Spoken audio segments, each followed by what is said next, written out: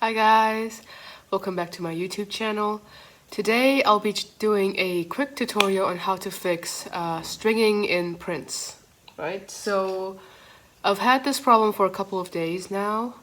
It's just the prints are a little bit stringy, kind of like that. I'm not sure if you can see it because my camera sucks, but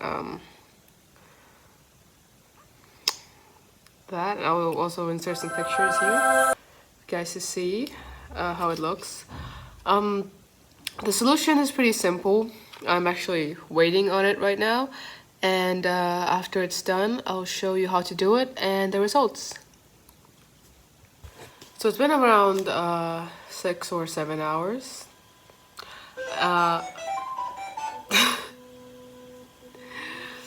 printing something else right now, but after I let it sit for about 7 hours, I tried printing the boat that came with the printer, and it's much smoother.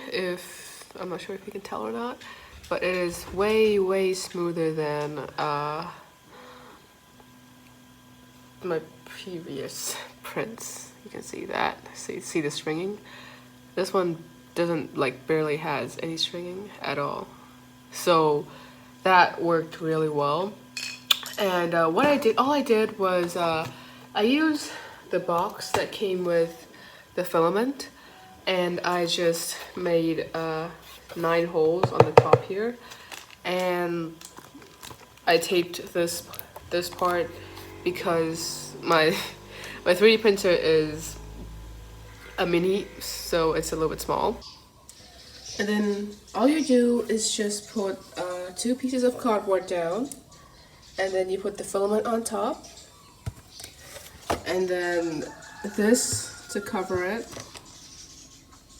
and you set the temperature right to about 70 degrees, and you leave it for around 6 hours or 7 hours, and that should probably fix the problem. And that is it for the video. Hopefully I solved your problem, and thank you for watching. Hope you have a great day. Bye bye.